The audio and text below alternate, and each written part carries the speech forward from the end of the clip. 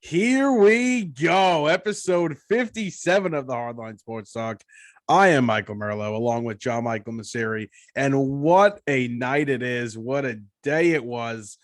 Good vibes over here. JM, how you doing today? I already know how you're doing, but how are you doing? I'm doing great. I'm in shock. Can't believe this actually happened. And what a week of sports we're getting.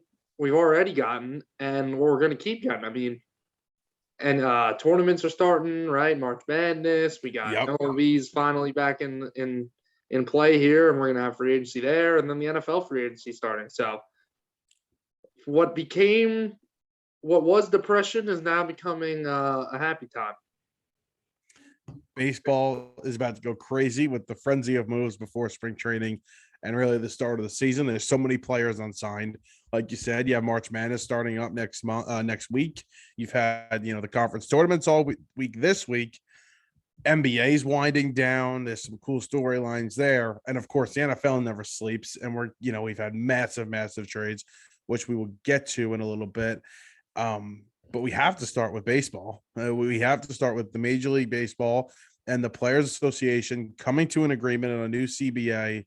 It was ugly. It was dirty. It was embarrassing for the sport, but the long national nightmare is over.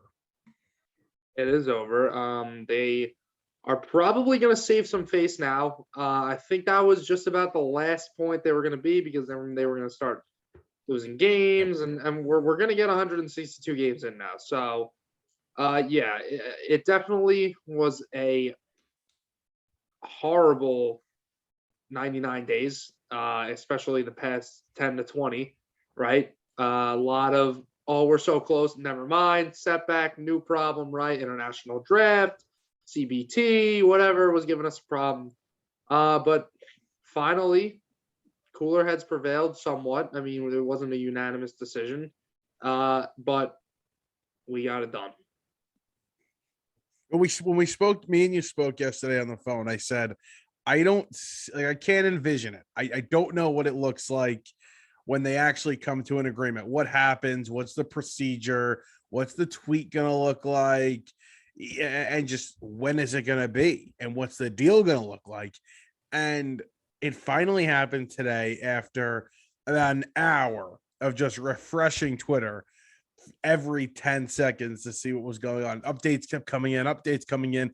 And there was a point where it looked like it was a surefire thing to right before the announcement came. It felt like, oh my God, they're going to reject this because of the 8 players on the executive committee of the Players Association, including Max Scherzer, Garrett Cole, and Marcus Semien and other guys.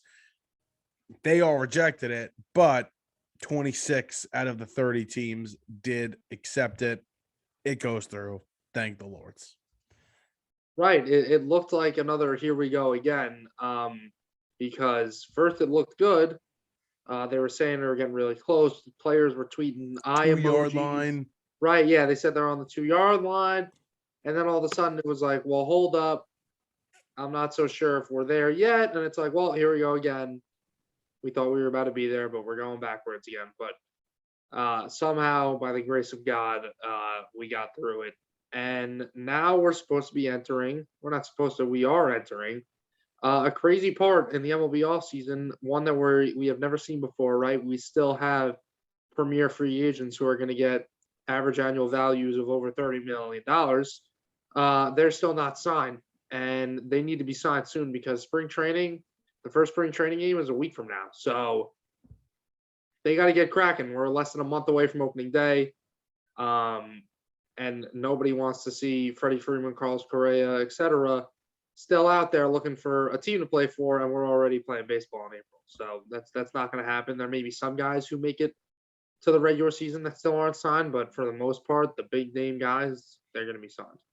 April 7th is the new opening day. It's pushed back 1 week because, they did not come to an agreement really on time. But again, a full 162.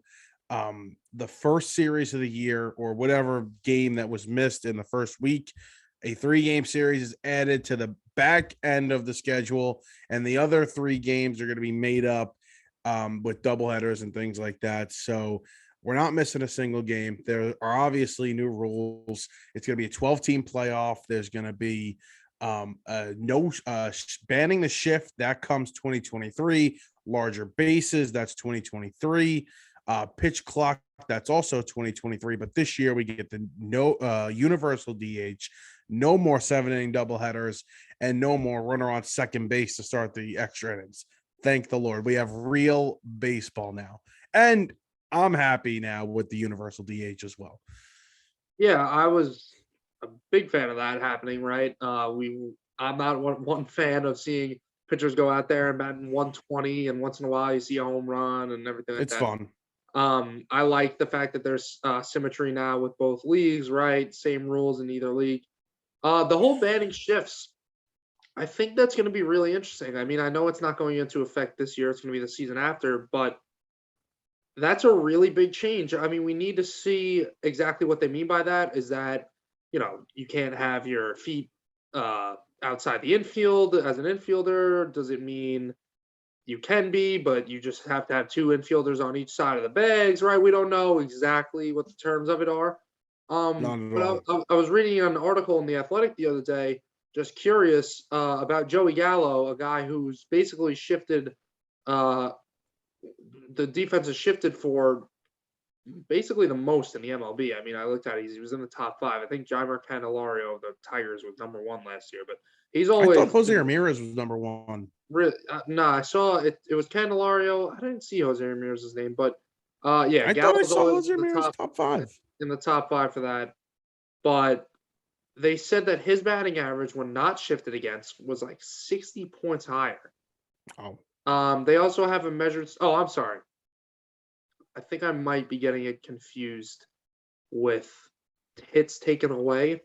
I think Candelario had the most hits taken away because of the shift last year. gotcha. He had like 20 hits taken away or something crazy like that. And that's with how many hits he got going against the shift too. So negative 20 when you add that all up. It's going to be interesting, right? 15 hits for Joey Gallo. That's how many he had taken away. That's a really big deal.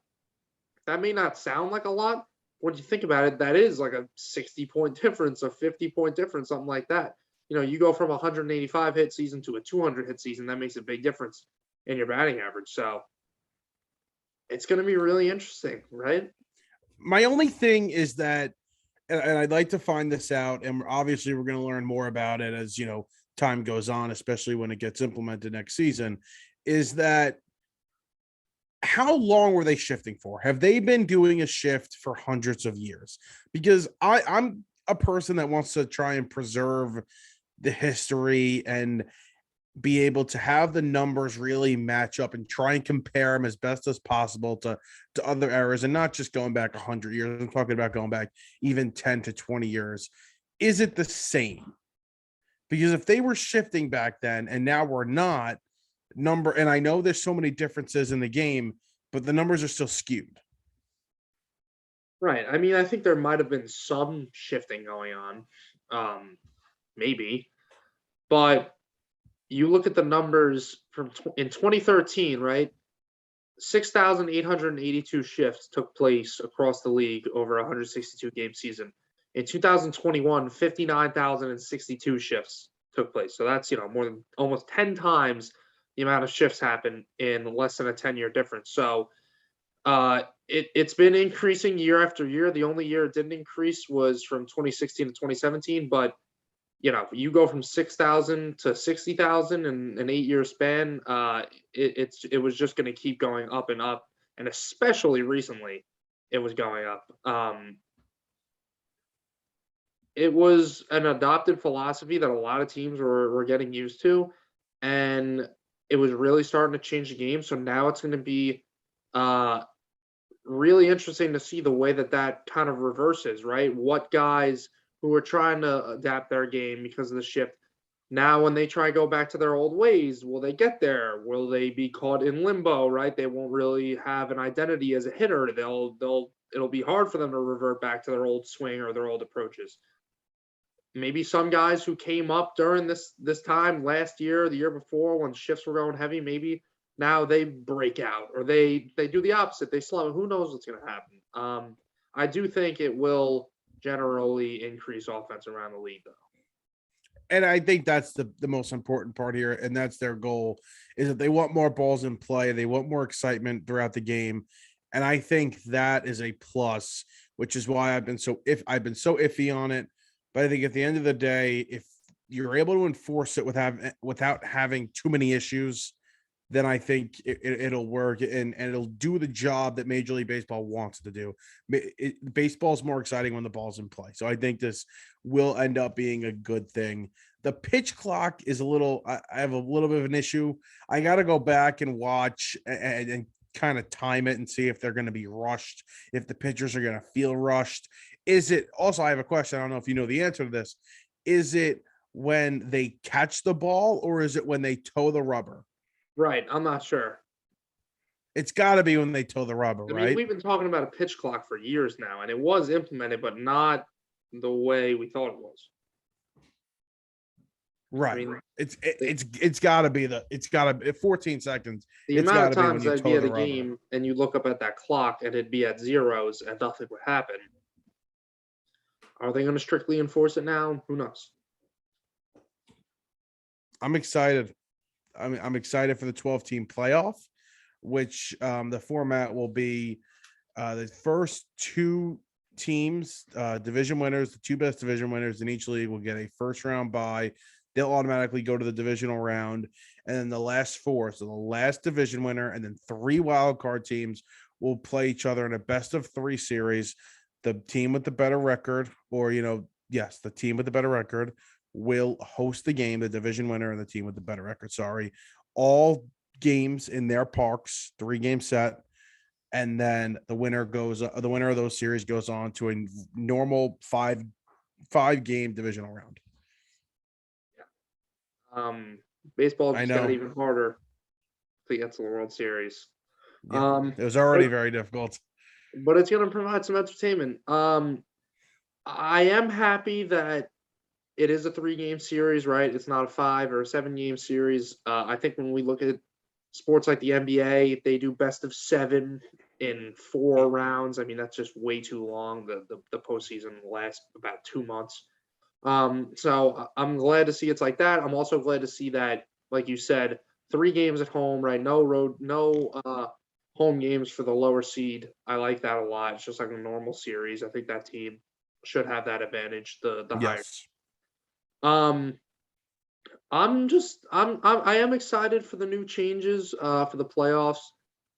Do I wish that it was still the same way? Probably, but I'm open to this change. This is just another team in each league, right? This isn't a 14-team playoff that we were really hoping that wouldn't happen, and thank God that it didn't.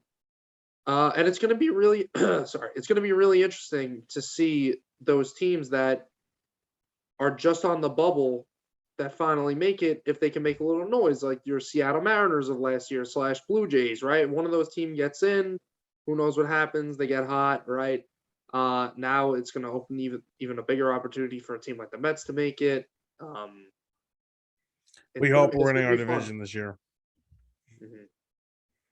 Hope to get that if you division. guys spend the money, if you guys spend some more money, I think you got a really nice shot at that. Let's talk about that very quickly. Obviously, free agency is going to be a frenzy that we've never seen before. And there's already buzz about Freddie Freeman right now, possibly. The Dodgers have serious interest. The Yankees have serious interest. And, of course, the Atlanta Braves are interested in bringing him back. They offered him a contract before the lockout. It didn't go as they thought. He's seeking another year and a couple of more dollars. But, you got teams like the Yankees and the Dodgers involved. The Braves made a big mistake, not just giving him really what he wanted, because you got two powerhouses that are in need. I mean, I don't really know if the Dodgers are in need, but they'll add to their already incredible lineup. And I saw something the other day. I saw their lineup with him in it. It's unbelievable how scary they are.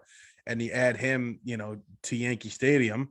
That's also, a huge advantage for them. So it's going to be interesting to see. Apparently, Freddie Freeman will be the first big star to go off the board. Yeah.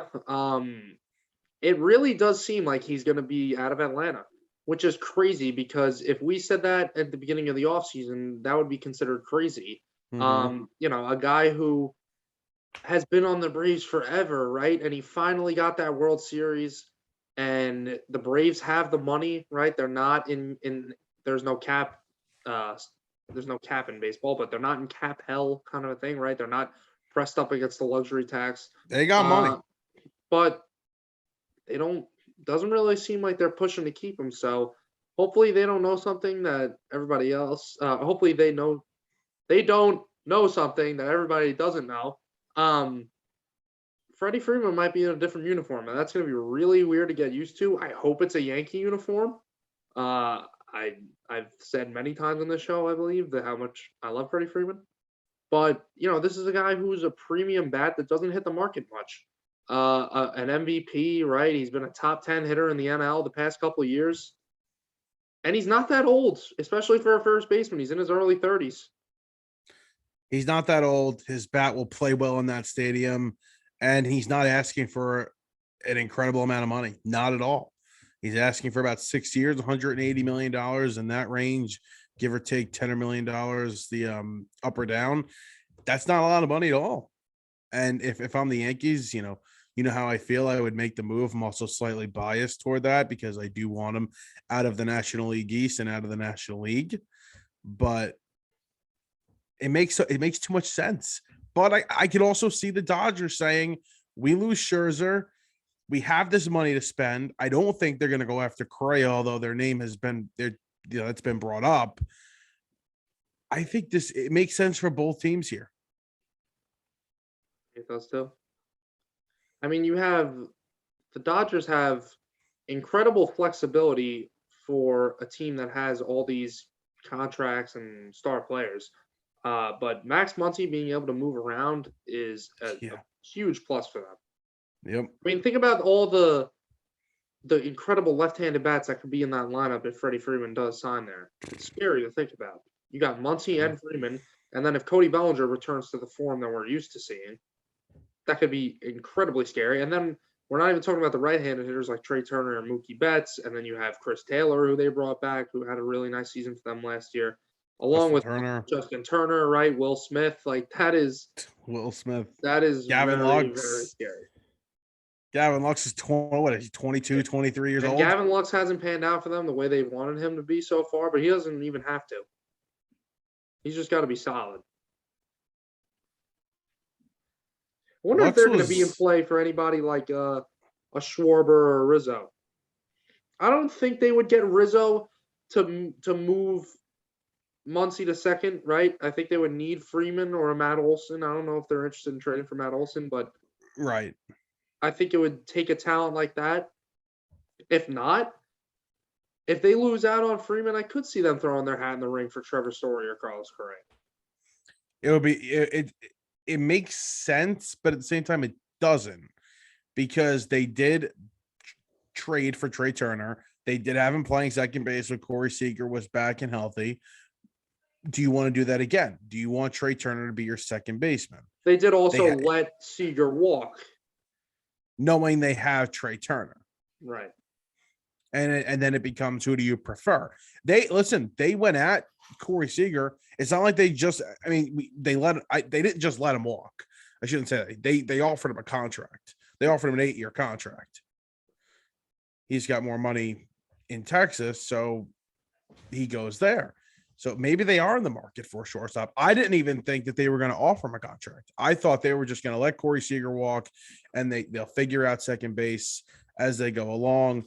And they have Trey Turner there for, the next few years, and ultimately sign into an extension after this year. But they went after Seager. Maybe their plan is to go after Correa. It's crazy to think that they're still in play for guys like this after all the trades and contracts that they've given out over the years. And they have to make a decision on Clayton Kershaw. I expect him to be back. They're going to have Kenley Jansen. Do they bring Kenley Jansen back? So they got big moves to make. They didn't do anything before the deadline. Before that, I say deadline. It is a deadline, but I should say lockout. They didn't do anything before the lockout. They didn't know the situation with the luxury tax. I mean, they got talent all over. I mean, there's not a weakness on that team. You think about the rotation, right? We're talking about Walker Bueller, Julio Urias, who had a great year last year. Scherzer's leaving, right? Who knows what the hell is going on with Trevor Bauer? Kershaw, they're expected to bring back. And then Dustin May, who was having a phenomenal season for them last year, unfortunately missed the rest of the year. He should be back at some point this year, hopefully. And he was Dustin May was a gigantic prospect who was projected to be a frontline starter, and he was playing like it last year too. And then Like talk about him, the bullpen. I mean, Jesus. like him or hate him, Trevor Bauer will be back this year. He was pitching very well for them before he had his little issue, and where he was suspended for the rest of the, or not suspended, he was away from the team for the rest of the year. So Bauer, in my opinion, adds a whole nother level to this. I don't know if they ultimately go all in on bringing back Kershaw. I think they should be the front runners, but it wouldn't shock me if he went somewhere else like Texas. Texas has been brought up a lot with him. So it would not shock me at all, but they have Trevor Bauer coming back and they feel good about him. They have to. They have to be feeling good about him. They're also about to pay him $40 million a year, so I would hope so. I'd hope so too if I was dishing out that much money. And who else is there? Chris Bryant, Kyle Chris Schwarber. Bryant's on the market. Kyle Schwarber's on the market. Michael Conforto is. Yeah, future Yankee Michael Conforto. That has a nice ring to it. I don't know about that. That confuses the hell out of me. Center fielder Michael Conforto. No. I mean, listen, Conforto's a good defender in right field. I don't know about center field. No, he's it wouldn't work in center.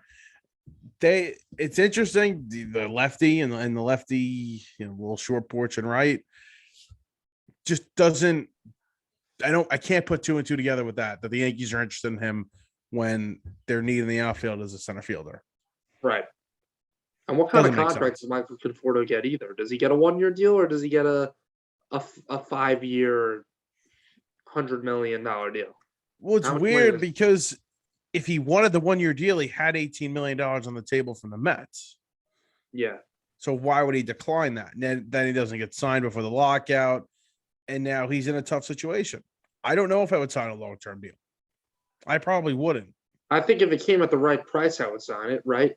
If you can get what's the right price for him? I think if you can get him for under $20 million in a multi-year deal, that's pretty good. If you could get him at 6 years, $90 to $100 million, that's a really nice deal. But I don't think he's going to take that. You also have to remember Scott Boras is his agent. Yeah, exactly. So he'll be able to get him a little more anyway. And I keep forgetting that Scott Boras now represents Carlos Correa as well. Yeah. But who knows what their market looks like, what any of these guys' markets looks like. I mean, I imagine that they had these discussions even when the lockout was going on. I know they really weren't supposed to, but people still find ways. A little tampering going on. I imagine that all these front offices have talked and made a plan for exactly what they're going to do once that lockout is over and what deals are going to offer guys and what they've heard of what other teams are going to offer and what trades they want to make, what they want to give up, right? Well, they were allowed to talk to each other in the front office. Yeah. You're talking about within the team. Yes. Yeah. Oh, you're saying they were probably talking to agents and they're probably talking to. Well, I'm saying right. I think did Freddie Freeman and the New York Yankees, was he sitting down having dinner with Brian Cashman over the lockout? No. Was there maybe some indirect contact going on or some word of mouth? Probably. Was his agent's friend having dinner with Brian Cashman? Maybe. Right. Who knows? Was Freddie Freeman's best friend at Brian Cashman's house over the winter? We don't know. Yeah. I also think these trades, it's going to be it's funny that no deal happened tonight. I thought we were going to see a few things happen tonight just because of, they were definitely talking. And maybe MLB said, don't announce anything tonight, announce it tomorrow. So it doesn't look like you guys were tampering and, talking, I shouldn't say tampering, but breaking the rules and speaking during the lockout. I think you're going to see a bunch of trades happen really early. think Saturday is gonna be like the day. You think Saturday's the day, not tomorrow? You I don't think think so. anything comes tomorrow? I think there'll be some stuff, but I think like the real heart of it will be on Saturday, where we'll I really seriously kinda can't believe we're at this point. Like, I cannot believe we're at a point where we are starting baseball April It 7th. certainly didn't seem like we were gonna be at this point as of Wednesday, yesterday. No. Yankees Red Sox first game. I think of that day, 1 o'clock at the Yep. stadium. You I looked for going? tickets. I couldn't. It didn't pop up. I don't know if it's sold out, but I'm sure No, Yankees Red Sox it's is always expensive.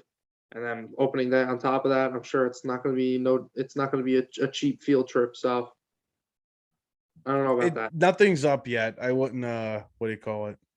Keep looking. I was looking for tickets in Washington and they're not up yet. Yeah. I can't wait. I can't wait. Keep getting Is there Twitter anything else we notifications. missed? What? Keep getting Twitter notifications and hoping that it's some player signing, but unfortunately, Nothing. Is there anything else we missed? The CBT threshold, the owners definitely moved in the players' favor. They moved in the players' favor a lot. And obviously you want to talk about issues that the owners threw in late to maybe make it seem like the players were the bad guys. But if they did not accept that last offer and that was rejected, we don't know if we're sitting here right now talking about a deal happening and players being signed, and B, the full blame would have been put on the players at this point. yeah. I mean, I was a real expectation that we weren't getting baseball until May. I really was. Yeah. Like I was convinced. I convinced myself that at least May 1st, probably May 15th was when we would get baseball finally. It was clear that the owners owners made a ton of concessions, and so did the players. The players, especially early on this, had to drop a few things that they were really looking for in this CBA. But the owners, money wise, moved in the players' direction. And that's what I think I'm the most surprised about. Almost, $20 million more on the CBT, a pre-arbitration pool that was never there. The players got them to get the $50 million on that after they first offered 5. I mean, it is pretty crazy how they had moved 600,000 for the minimum up to 700,000. Yeah, And we're talking about billionaires that have a ton of money, and that this really doesn't mean much to them. It's a couple $1 million, here and there, but they're stubborn. And when we thought that they didn't want April, well, they did want April. They stepped up. I have to say, I give them credit, and I think the players did well in this deal. yeah. I do think though that the owners, when you were talking about in the beginning of their negotiations, how much they moved, right? They offered 5 million. Now they ended up at 50 million. Probably was a negotiation tactic, right? They really, their starting point was like 20, 25 million. They just said 5 because they wanted to think the players that's where they were starting from. So they end up getting cheaper than what they wanted. And we saw that type of manipulation and negotiating tactics and stuff like that all throughout, where they would make it seem like we were just hung up on one thing, and then if that got resolved, that a deal would be done. But that wasn't always the case, right? There were still multiple issues that had to be worried.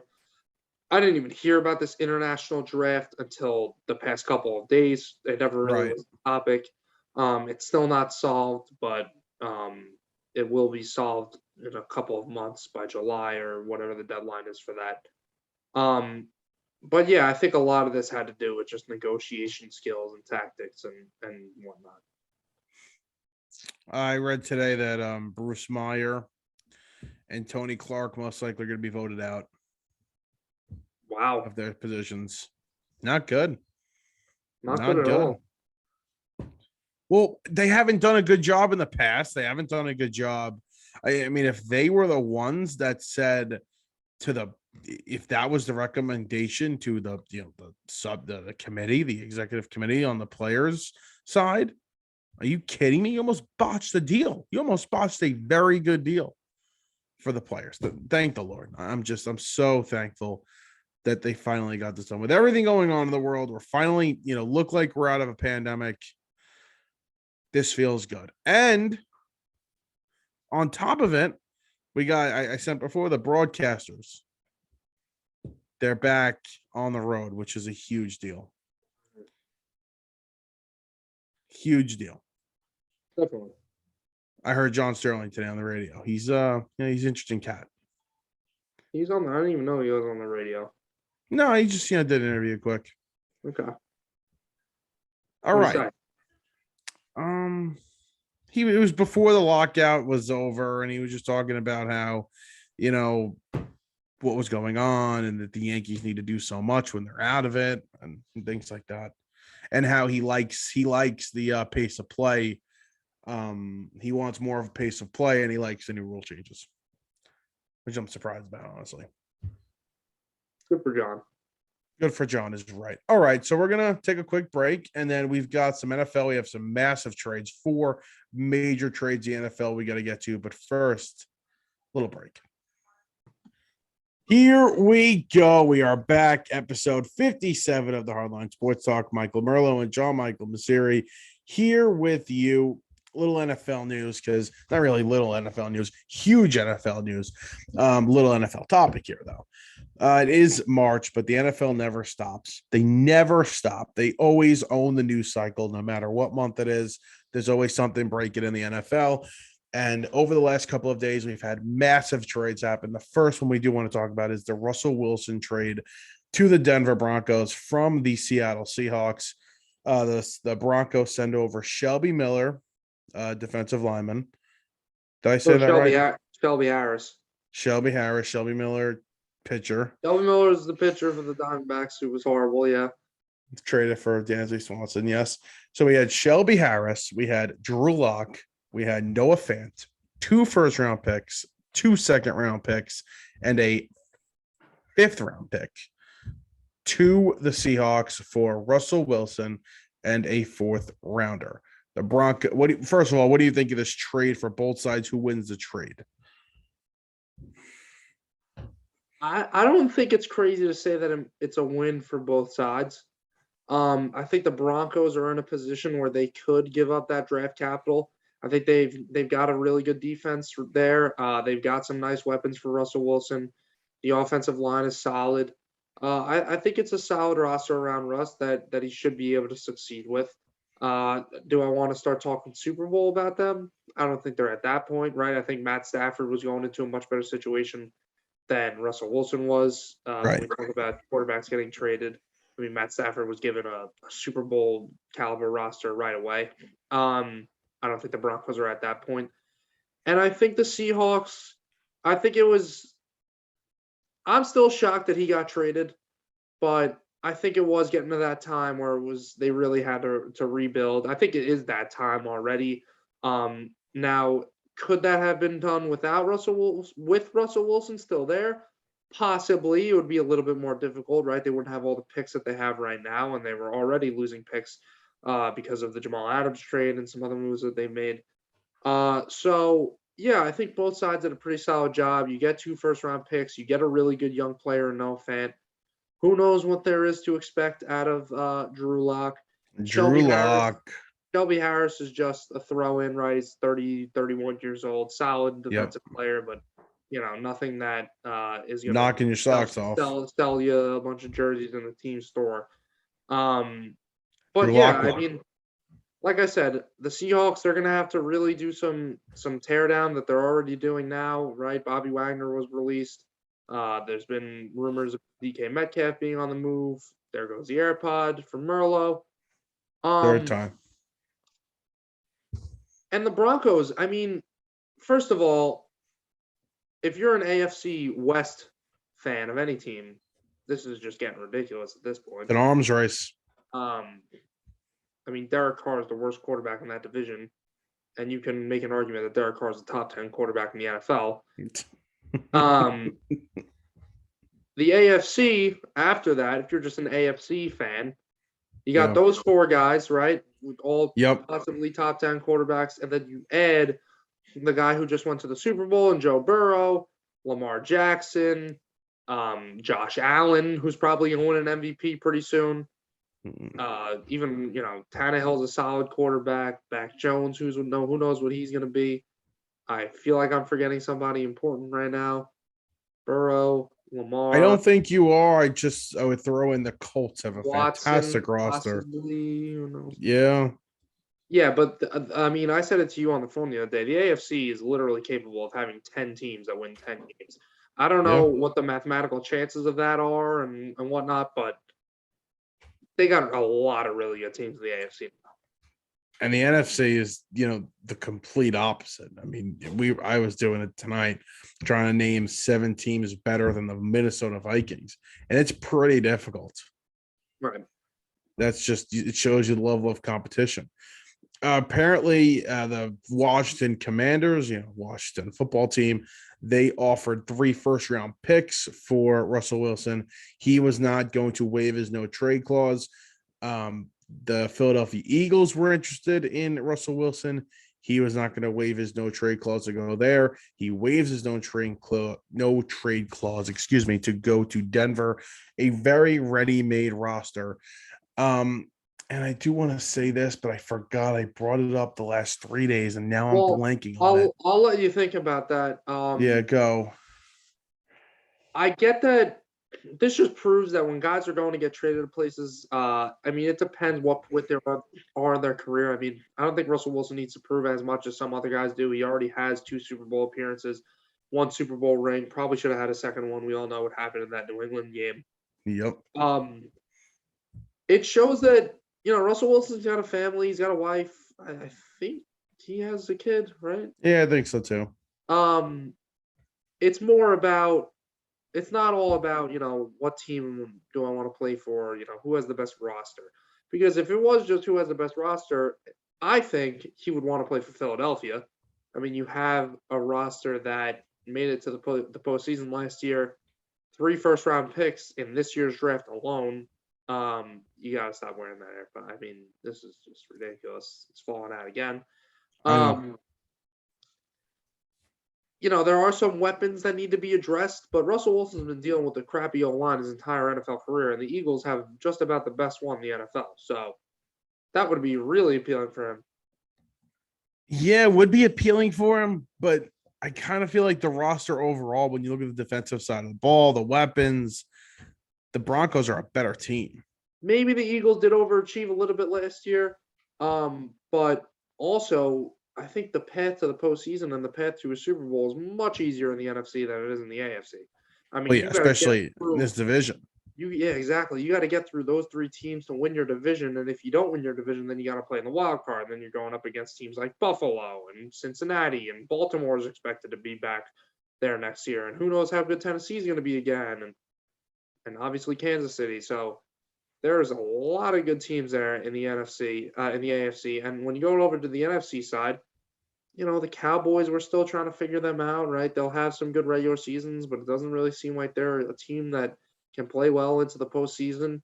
The Buccaneers, Tom Brady's gone. You got Kyle Trask as their quarterback as of right now, so who knows what's going to happen with them. That sounds like fun. I mean, obviously you have the Super Bowl defending Los Angeles Rams, but there's a lot of question marks around some other teams. So I would rather be in the NFC than in the AFC. But again, I think it comes down to more than just where do I have the best chance to win, who has the better roster, and it's more about how close am I to home, what's the weather like, where do I want to send my kid to school, family decisions. Yeah. What's interesting as we look back in history the past couple of seasons, you have Tom Brady who comes over and signs to the Tampa Bay Buccaneers, a ready-made roster looking for a quarterback to take them over the edge. They win the Super Bowl. Then you have this year, same situation. A team needed a quarterback. They go out, they make a big time move to go get Matt Stafford, and look what they do. They win the Super Bowl. Can this be replicated? Did Russell Wilson get traded to a spot that was seriously ready-made, that is ready to go win a Super Bowl? I think the only thing holding me back from saying that is that this division is really difficult. And like you said, and like you outlined, the AFC overall is just so difficult. Right. You also add in the fact that Russell Wilson's probably going to have to be learning a new system now, then with Nathaniel Hackett as a new head coach in Denver. Right. It's really crazy that Broncos fans went from wanting Aaron Rodgers to losing out on him and then getting Russell Wilson just about 2 hours later. Well, apparently they were never like they didn't engage. They weren't engaged with the Packers when this happened. They had been Right. engaged with um the Seahawks, the Broncos were for 2 weeks. And it seemed like that was maybe more of a media-driven thing. Rodgers Yes.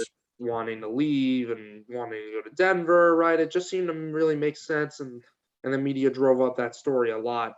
But I'm sure the team doesn't look at it like that. Like they lost out on Aaron Rodgers. That probably wasn't even in their plans if they made a deal that quickly after Rodgers announced that he was going back to Green Bay. I think just in the eyes of the fans, they figured that, and then they're like, "Oh, hold on, we're getting another Hall of Fame quarterback."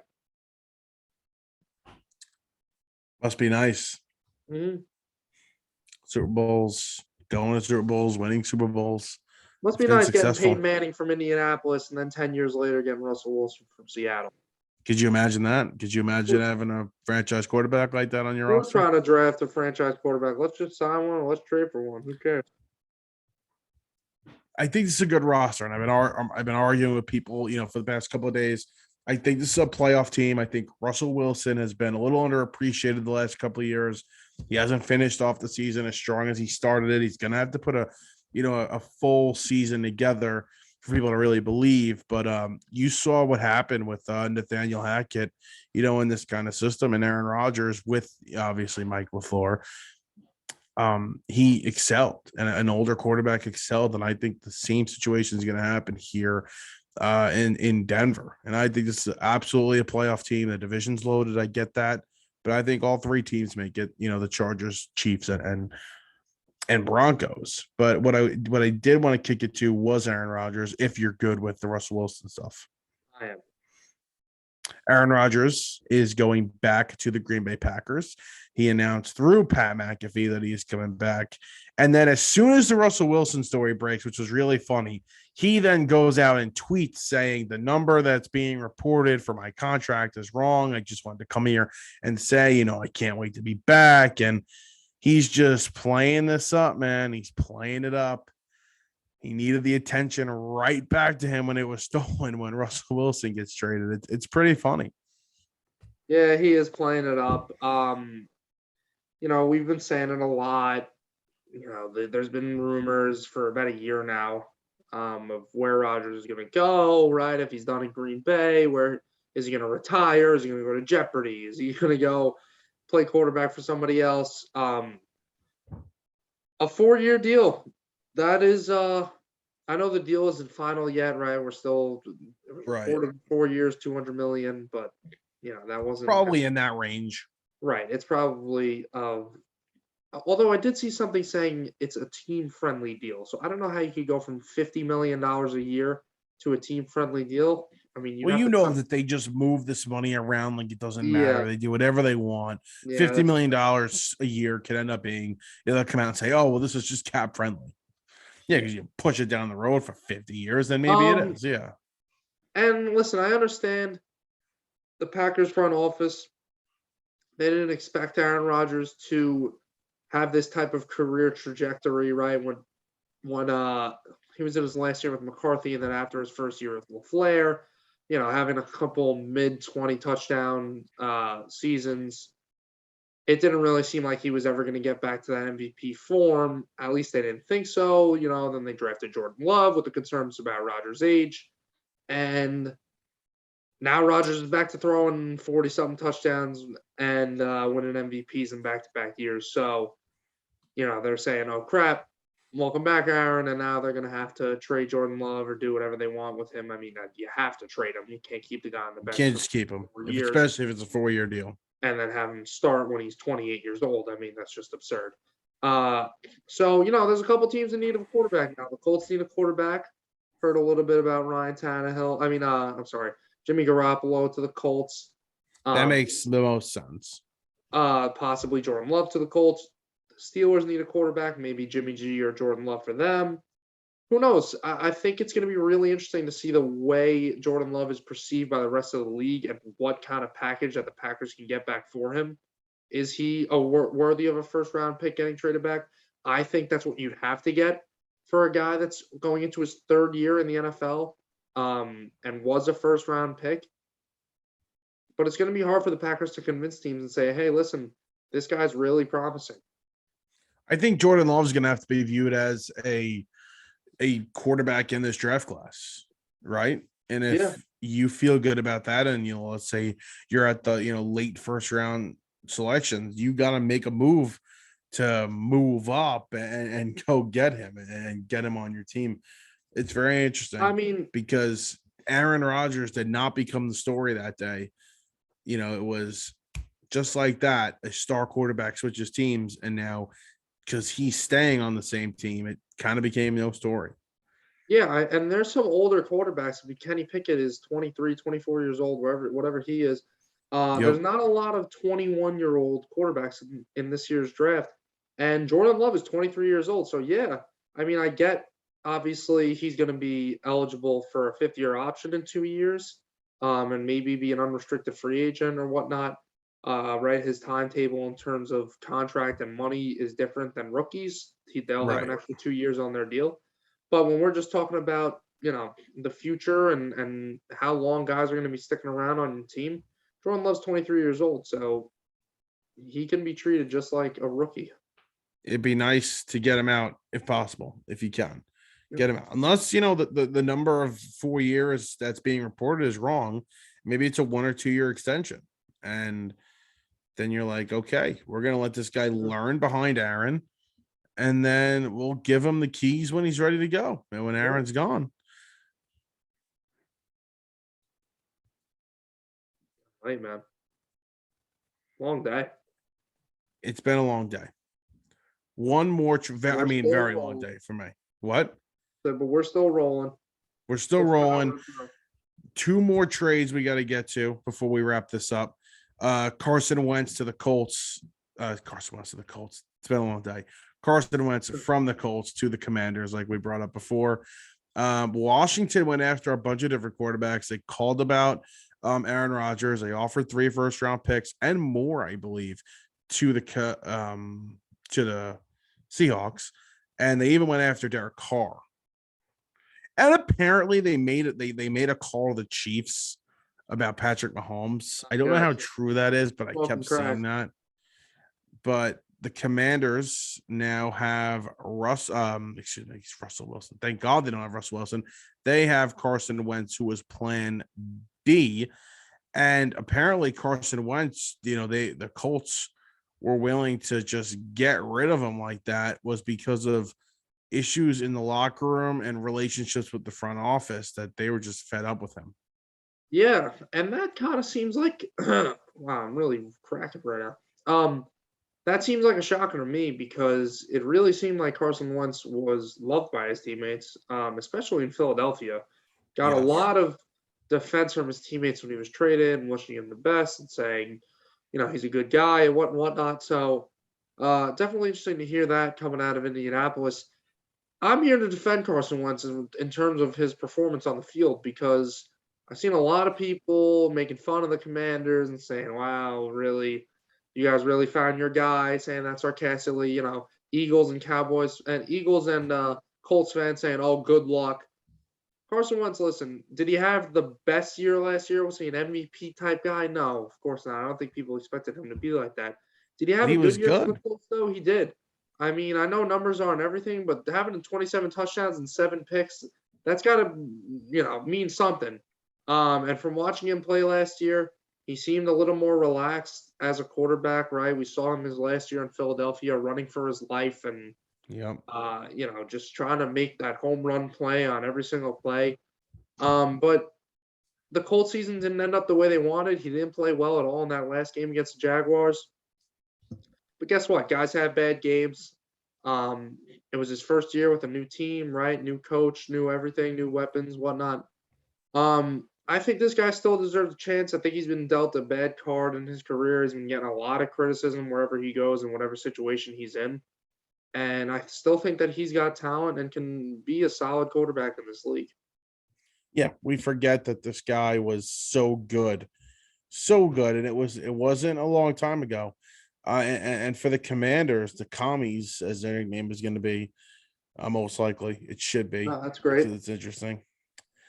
Um, it they have a pretty good roster. So if you think that if he did what he did last season for you, do you believe you're in the playoffs? They probably think that. That's probably what they're thinking. Yeah, they definitely still have a decent roster to put out there. I mean, some solid players on both sides of the ball. They just released Landon Collins, you boy. Yeah, Dave Gettleman's one good thing that he didn't do. Some Pay Landon contracts Collins. that didn't work out over those past couple years. Remember Trey Flowers?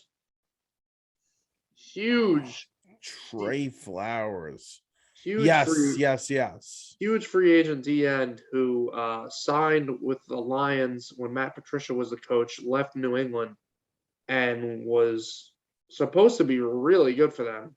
And it didn't really He signed pan that out. same year as Was either Landon Collins. Saquon was drafted or one of those No, no, years no, when no, we no. signed Solder. It was. Oh, it might have 16 been. It might have been because I that think it was long ago. Darnold's. I think it was Darnold's rookie year. Yeah, so it So was that's the when same draft class as Saquon. yeah, that was a while ago. I remember Trey Flowers. That doesn't feel like a while ago, though. Man, I time mean, it flies. shouldn't, but it is. Yeah. Time flies. And finally, the last trade, Khalil Mack. This is quick. Khalil Mack to the Chargers for a 2nd-round pick and a 6th-round pick.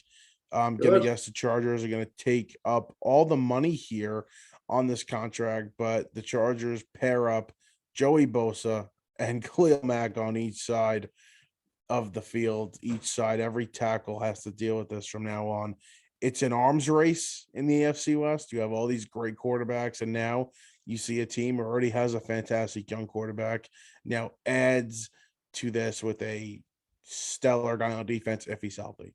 Yeah, you got all these great quarterbacks, and you also have all these great pass rushers. Khalil Mack, Joey Bosa, Max Crosby, Chris Jones, and now Von Miller. uh, that's exactly what I was going to say. Von Miller keeps hinting at a return to the Broncos, saying, "Are they still going to have his locker when he gets back?" That's So weird. This is weird. It feels fishy to me. it is weird. Why would he be saying all this? I don't know. I mean, yeah, he's not under contract with somebody, but it's weird. It's very weird. But yeah, a lot of good pass rushers in that division, and it just keeps big names just keep on coming over. This was a fun episode. We had a lot to talk about. We're running on low fumes, but Especially I you. It think looks we like hit you're about everything. to fall asleep right now. Well, yeah, my eyes have like shrunk a little bit. I'm awake, but I'm barely awake. Yeah. Listen, I don't want to be tone deaf to everything going on in the world. It's not great, but I am very happy that we do have baseball back and that our sports world here is so bright. It's The future is bright. it's an entertainment business. It's a getaway from all that stuff. It doesn't mean that, whatever when we We talk shouldn't be about what's going unhappy. on in the world and obviously with Ukraine and Russia and whatever else is going on, that's less important. It just means that we want to think about this stuff because This is happiness. life's hard and we need a break. Well, for episode 57, until next time, when I'm sure it'll be insane with the moves that we see. And there My goes the AirPod is AirPod now for on the the floor. third time. First time it ever fell on the floor. I think that's the first 3-timer that we have had in the history of the show. No way. It's Oh, fell real out way quick, more. before we Yeah. end, what is your opinion on this whole wheels and doors debate? I just found out about it like an hour ago. Oh, okay. It's been going on for like 3 weeks now, but welcome back. Yeah, I guess I'm uncultured. So we're talking so a door is anything that opens to something else, Yeah. and the wheel is anything, right? Like little Hot Wheels, bottom of a chair, wheelie chairs, anything like that, right? It's anything that's a I'm circle that can, roll. I'm gonna say wheels. Yeah, I've hopped around on this. I think I'm on the wheel side now. But I really hope that one day we can find out the actual answer. I don't know how I it's gonna don't be think you'll done. ever figure out the actual answer. I'm not sure how that can be done, but if we can, I mean, listen, we can send people to the moon and build these electric cars and do whatever we want. I think we should be able to find that out now. Yeah, I don't know. I don't think you're ever going to. I'm gonna say wheels though, but I may change it by next episode. Unfortunate. All right, we'll talk to you guys next time.